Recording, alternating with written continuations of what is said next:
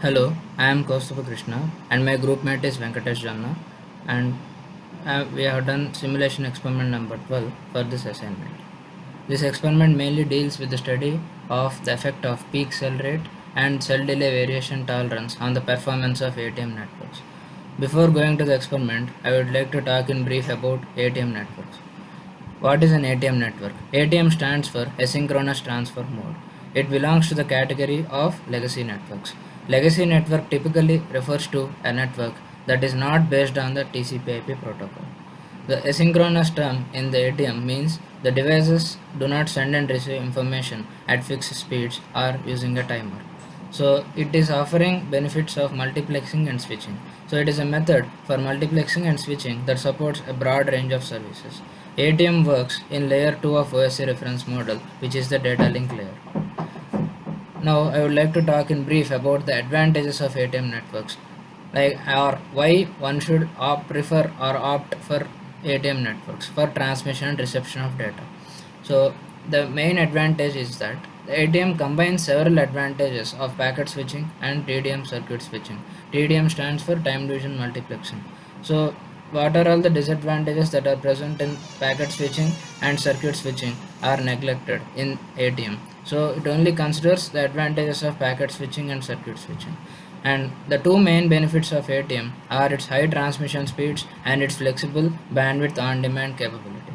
The second part is important because it provides the dynamic allocation. Depending on the number of users, the bandwidth allocation will be adjusted. So more the users, more the bandwidth allocated. So ATM networks use bandwidth at maximum efficiency. So this is why from the previous point we can convey that ATM uses bandwidth at maximum efficiency compared to other networks. At the same time, it maintains the guaranteed quality of service for users and applications that require it. So the mechanism of ATM networks. So ATM involves the conversion of information flows into 53 byte packets called cells. So each 53 byte ATM cell contains 48 bytes of data payload and 5 bytes of control and routing information in the header. So the header provides the addressing information for switching the packet to its destination. The payload section carries the actual information, which can be data, voice or video. So the parameters that decide the performance of ATM networks. This is important, like as our experiment is based on the effect of these parameters on the queuing delay. So there are four parameters that decide the performance of ATM networks. They are: one, the cell transfer delay. The delay experienced by a cell between the transmission of first bit of the cell by the source and the last bit of the cell received by the destination. So the cell, it is basically the time gap between the transmission of first bit and the reception of last bit. So this is what is cell transfer delay. Now the second parameter is the peak to peak cell delay variation. So it is basically the difference of the maximum and minimum cell transfer delay experienced during the connection. Some channels might be efficient and whereas some may not be efficient. So that is why there is a certain maximum value achieved by one kind of channel, whereas by minimum value will be achieved by some other channel. So this is what is peak to peak cell delay variation. Now the third one is the cell loss ratio. It is nothing but the percentage of cells lost in the network due to error or congestion that are not received by the destination. So suppose if X cells are lost and the total number of cells that are transmitted are X plus Y, then the ratio of X by X plus Y is called the cell loss ratio. So it basically decides the performance of ATM networks. More the cell loss ratio, less is the efficiency of ATM network. Now the fourth parameter is the peak cell rate. It specifies the rate in cells per second that a source is never allowed to exceed. So beyond this rate, like uh, the cell rate cannot exceed this given rate. It is nothing but maximum value of the cell rate that a channel can achieve.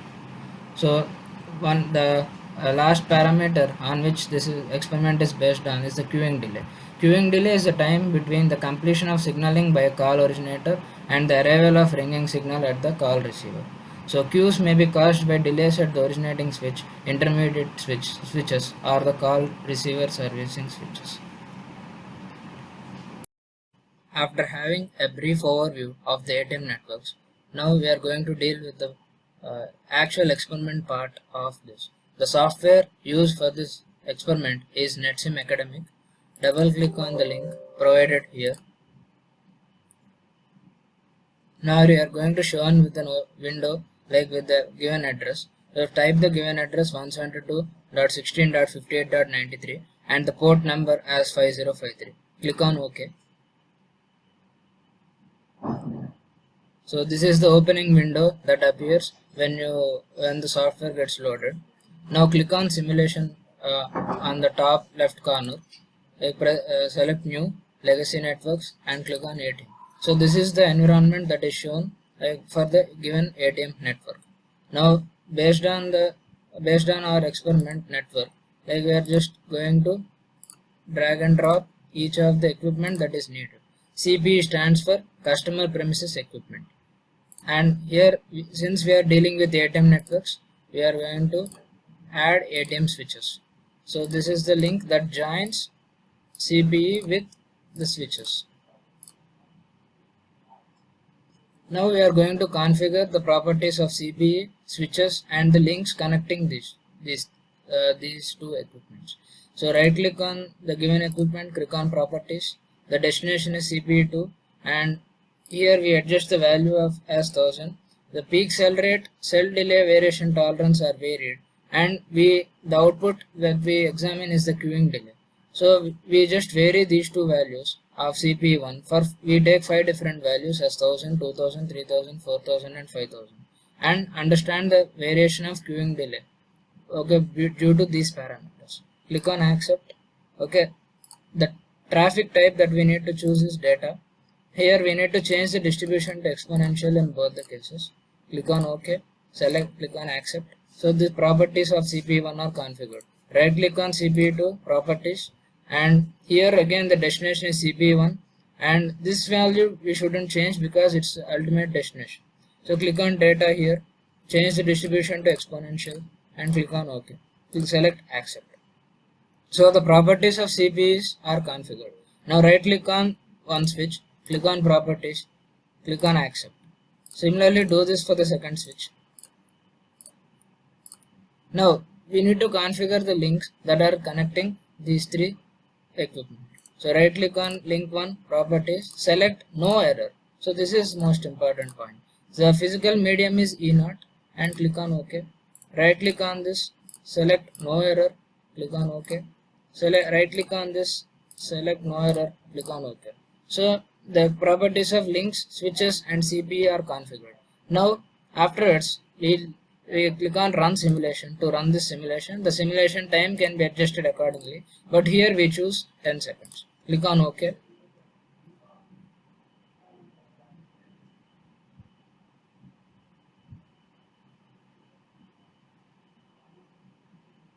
This is the output that we obtain for the peak cell rate of 1000 and cell delay variation tolerance as 1000. So this is the output. We first save this file. Now click on save as. The experiment name is experiment 12.1. We'll save it as experiment 12.1 and click on OK. Now again we go to NetSim Analytics. Select legacy networks. From this we can select the experiment list. And the parameter or the metric that we use for this experiment is queuing delay. So click on queuing delay. So this is the output obtained for peak cell rate of 1000 and cell delay variation tolerance as 1000. Now we do this similarly for all the remaining 4 values as 2000, 3000, 4000 and 5000. Okay, so we'll just go by each of these in the similar fashion. So select ATM, again configure the links like this. Select ATM switch, again try to configure each of the links and the switches, vary the properties, right click on CPE, the destination now here we change the value to 2000. Click on accept. Okay, now the traffic type is data. change the distribution to exponential, and this everything remains the same except the values of peak cell rate and cell delay variation tolerance. CPU2, we need not change change the values of peak cell rate and cell delay variation tolerance in this case, so that remains the same. Now switches you need not change as usual, it remains as such. Now right click on the links and try to configure the properties, select no error, and even do this for all the links, even for link 3. So after configuration of the links, again run simulation. The simulation time is again 10 seconds.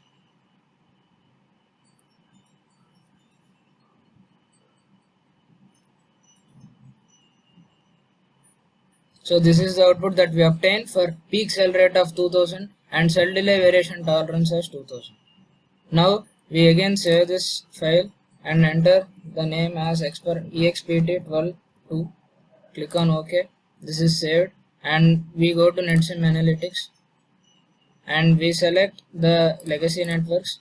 We select the experiment that we have done and we select the metric queuing delay. So this is what happens for value of peak cell rate as 2000 and cell delay variation tolerance as 2000. Okay, so again we try to do the same thing for even the values of the 3000, 4000 and 5000. Again we do the establish the network, change the properties, right click on CPU1, select data, change it to exponential, then we vary these values as 3000, click on accept, then right click on CPU2, destination is data, select exponential, click on OK, then accept, then right click on these switches to modify their properties, right click on link to configure, select no error in the just similar to the previous cases. So we configure each of the links. Now again we press on run simulation. The simulation time is again chosen as 10.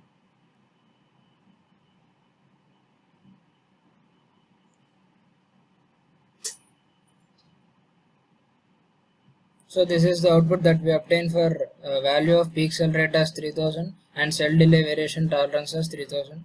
So again go to NetSim Analytics. So before that we need to save the experiment as experiment 12.3. Click on OK. Now go to NetSim Analytics, select legacy networks. We just see if it is present. Yes, it is present, and the metric we choose is queuing delay. So this is the queuing delay, it is close to 1300. Now again we do quickly for the last two cases of 4000 and 5000.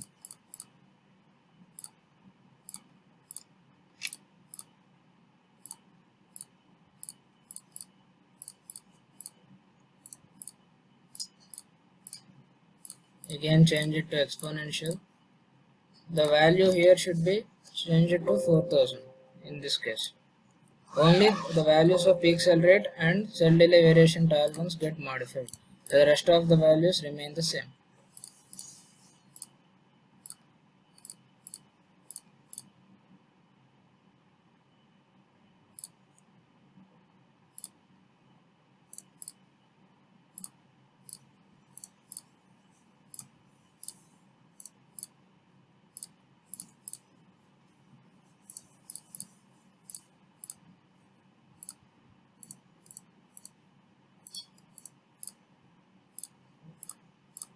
Now click on run simulation. The simulation time is chosen to be 10 seconds again.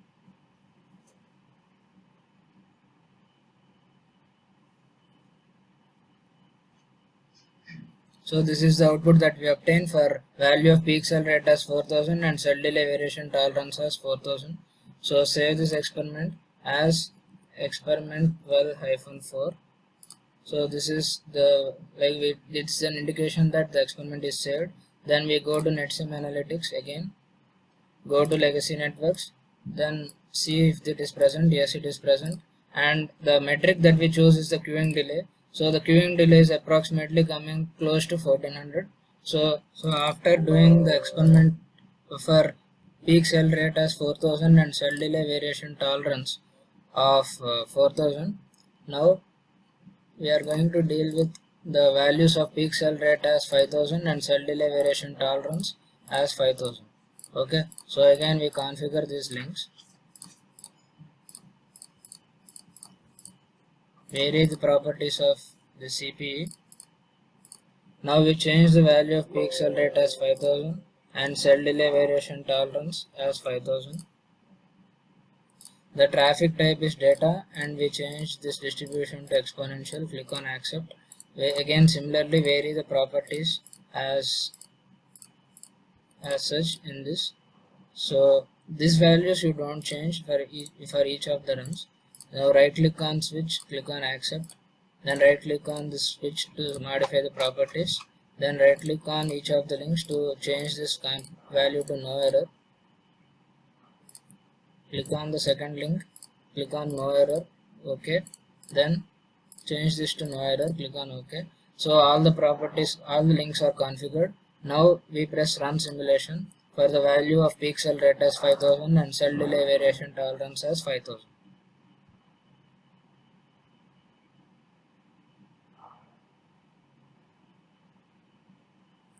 So this is the output that we obtain for peak cell rate as 5000 and cell delay variation tolerance as 5000. We save this experiment as experiment 12-5. So we just go to NetSim Analytics, select legacy networks, select all the experiments that we have done till now. We select experiment 12.1, we select 12.2, select 12.3, 12.4 and 12.5. So these are the experiments that we have done, and the metric that we choose is queuing delay. So this is the graph, final graph that compares all the cases where here we deal with peak cell rate of 1000 and cell delay variation tolerance as 10,000. Here the same thing with values as 2000, here it is 3000, 4000 and 5000. So for case of 1000, the queuing delay is 900 milliseconds. If peak cell rate is 2000, then it is somewhere coming close to 1050. If it is 3000, then if the peak cell rate and cell delay variation tolerance is 3000, then it is coming close to 1300. If the peak cell rate and cell delay variation tolerance are 4000, then it is coming close to 1400. If the peak cell rate and cell delay variation tolerance is 1500, then it is coming close to 1500. So this is the final output that we get, and the metric is queuing delay. So thank you.